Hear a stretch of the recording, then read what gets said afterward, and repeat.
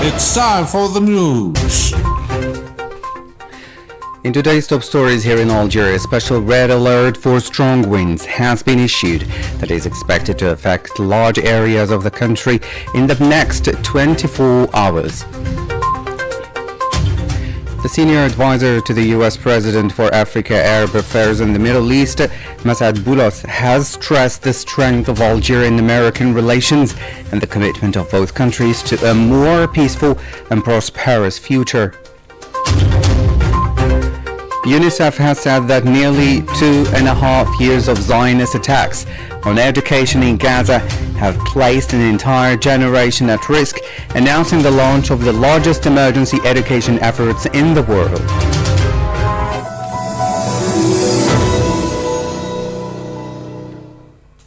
Hello and welcome on Radio Algeria International. I'm Jamal Smani. As you know, Algerian meteorological authorities have issued a special red alert for strong winds due to a system of violent winds that is expected to affect large areas of the country today and tomorrow. According to the bulletin, winds could reach or exceed 120 kilometers per hour, especially in coastal and northern regions of the country.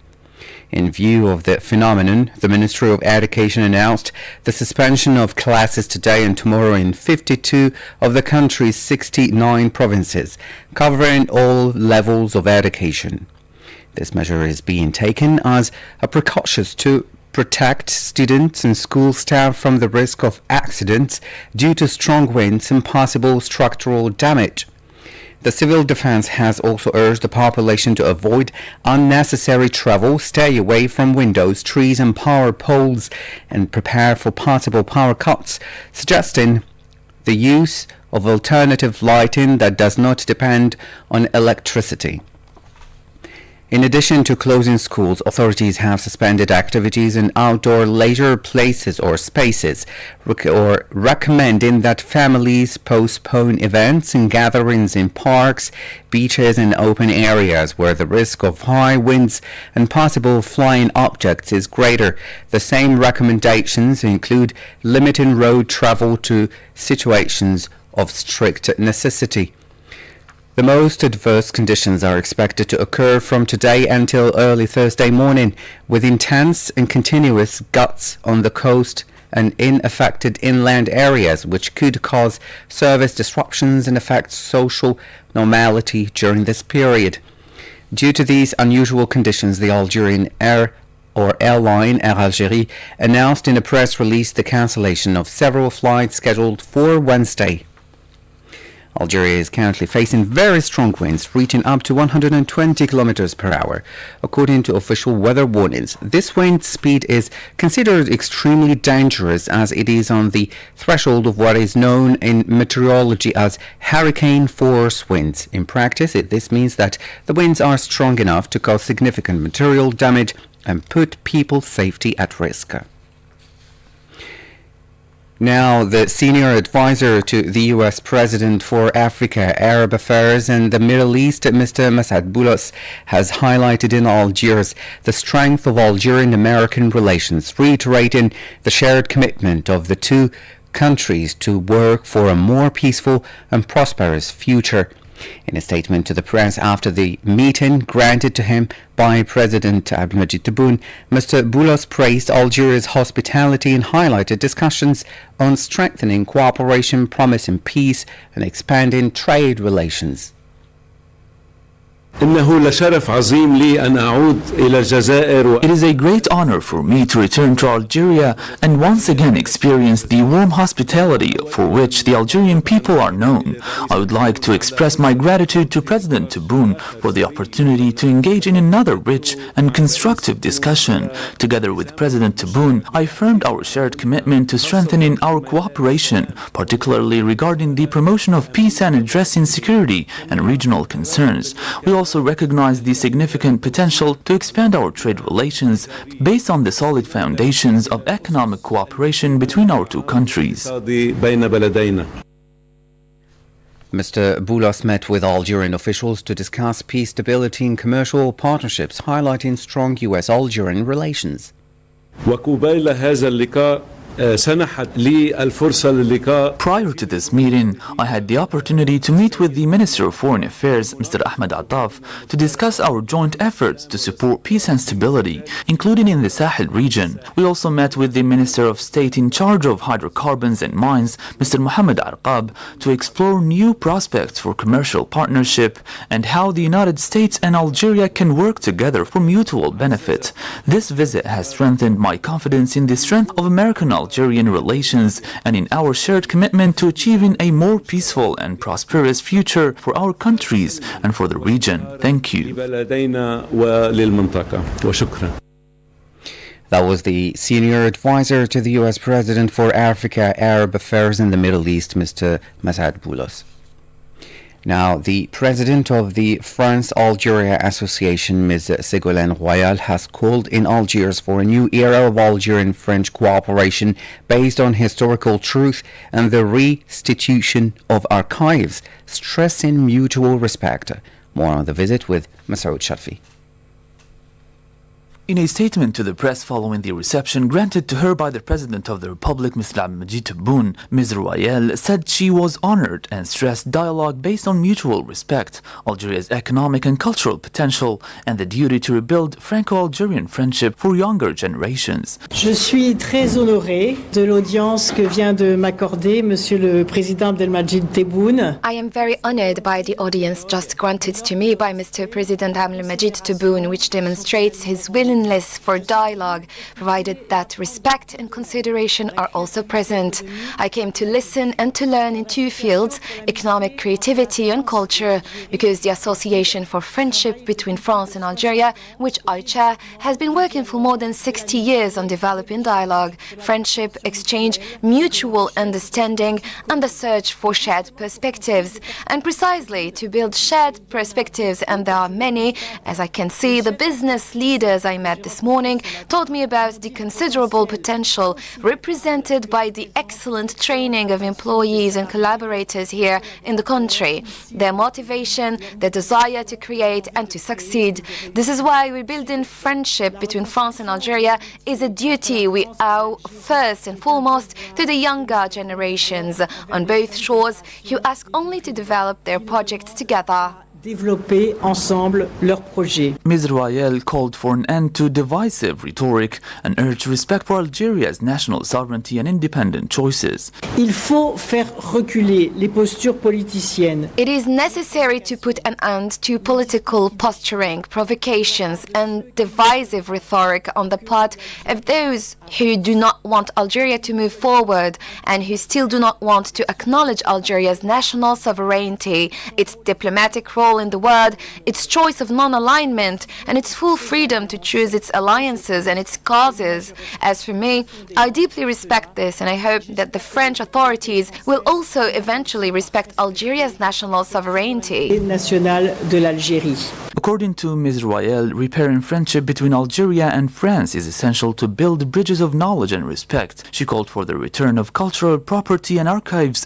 including the belongings of Emir Abdelkader and other Algerian figures. The martyrs remain at the Museum of Man as affirmed by President Abdelmajid Tebboune, archives in Aixen province, the Algiers Canon in Brest, and the full file on nuclear tests in the Sahara to assess and settle the damage, and said she will urge French President Emmanuel Macron to act on this upon her return. Ms. Royal said the France-Algeria relationship can be creative and cooperative, emphasizing culture, shared Mediterranean heritage, and building a new alliance by freeing the truth from the past. La relation entre nous peut devenir, j'en suis certaine. The relationship between us can become, I am certain, creative and enthusiastic, with generations who live passionately and innovate, and with companies that cooperate for the benefit of both shores. And what closer bond could there be than culture as well? Tomorrow I will visit, together with the Minister of Culture, whom I thank, the Bastion 23 Museum and the Ali Lapointe Museum, and we also discussed upcoming cultural events that will give me the opportunity to return, something I already look forward to with great joy. We share a common destiny because we share a common heritage, which is the Mediterranean. We therefore have intertwined civilizations that nourish one another. I would like to conclude with this beautiful thought by the Algerian Saint Augustin, born in Tagaste, who wrote, "Truth is like a lion. Set it free, it will defend itself." So let us free the truth from the burdens of our past and build a new alliance through joint projects on an equal footing. Commun, d'égal à égal. Later today, the president of the Algerian Economic Renewal Council, Kamal Moula, met with Ms. Royal during her visit to Algeria, where the two parties discussed ways to strengthen economic cooperation between the two countries. The talks focused on economic cooperation, with both sides committing to dialogue and support for projects that strengthen institutions and boost trade, investment, and national capacities.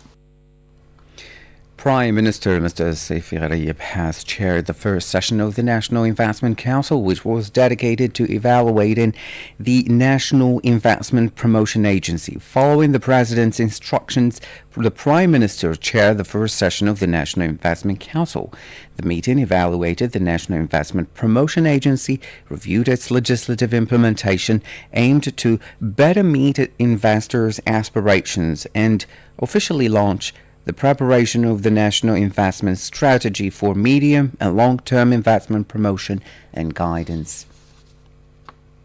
Now to the Middle East. Palestinian Prime Minister Mohammed Mustafa emphasized the need to open crossings and the priority of providing relief to the people of the Gaza Strip and supporting all efforts that contribute to alleviating their suffering. The details in this report with Masoud Shafi.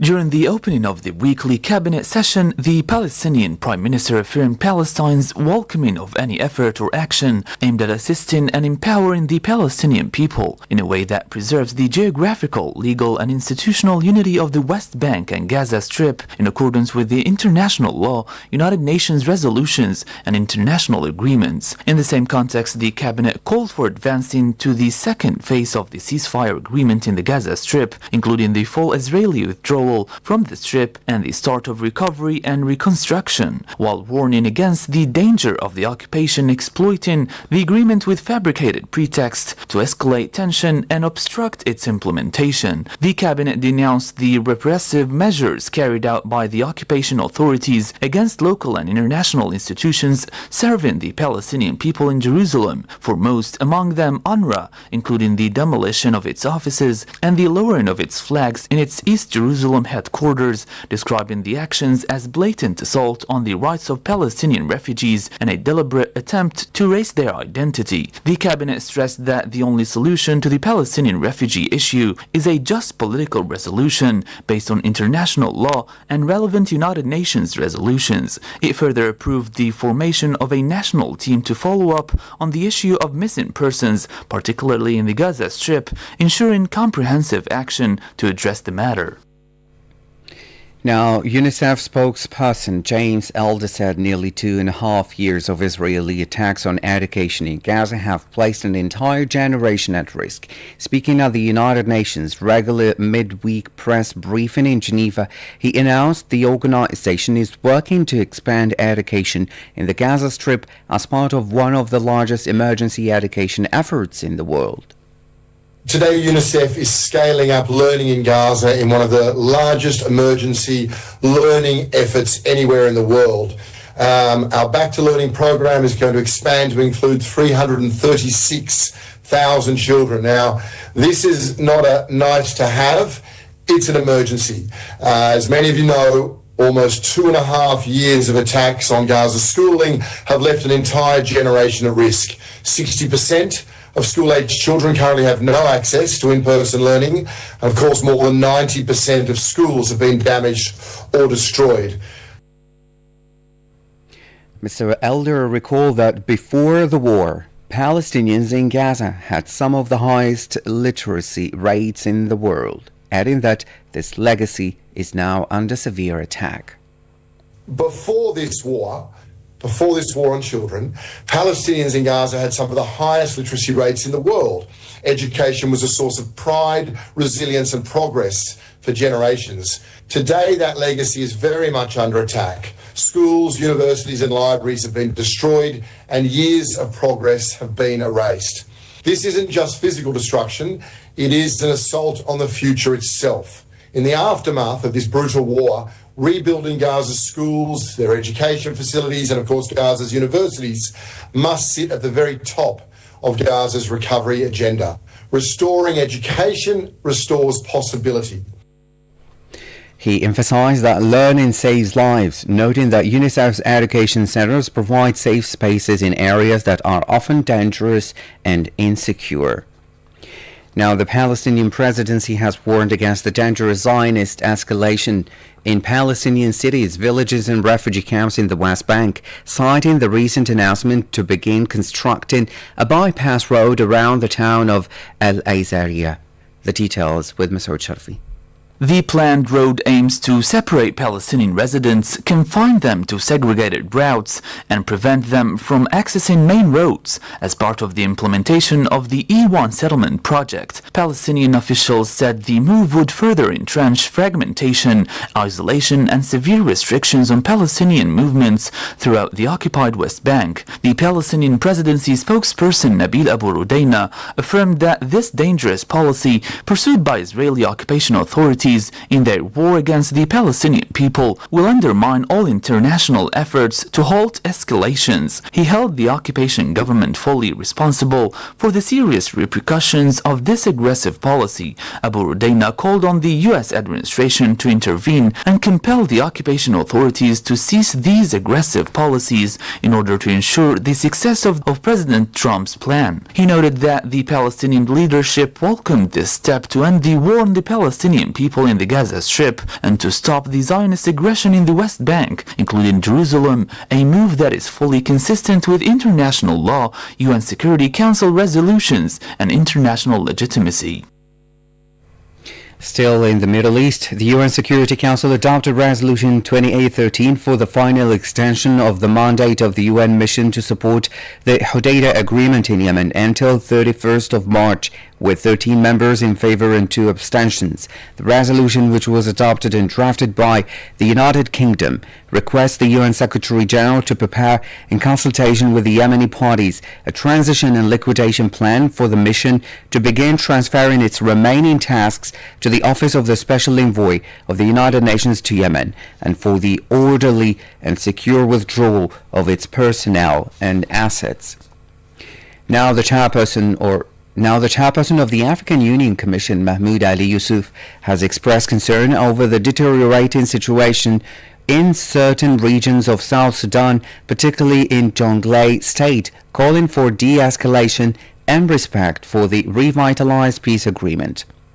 In a statement, the AU Commission chairperson condemned any call for or act of violence against civilians, reaffirming that the protection of civilians remains a fundamental responsibility of all parties to the conflict. In this regard, he called on all parties to exercise the utmost restraint and fully comply with their commitments under the revitalized peace agreement and place the interests of the people of South Sudan above all other considerations. For his part, the UN Secretary-General spokesperson Stéphane Dujarric said that in the state of Jonglei, the continuing violence has caused further displacement of the population, mainly women and children, which exacerbated the already deteriorating humanitarian situation of refugees. And another crisis is unfolding in Jonglei State in South Sudan. Our humanitarian colleagues tell us that escalating conflict is forcing people to flee their homes and restricting humanitarian access. Since the end of December, renewed clashes in Jonglei have displaced more than 230,000 men, women, and children. Families forced to flee their homes are reportedly sheltering in the open, under trees, or in makeshift structures without food, without health services, or any protection that they need.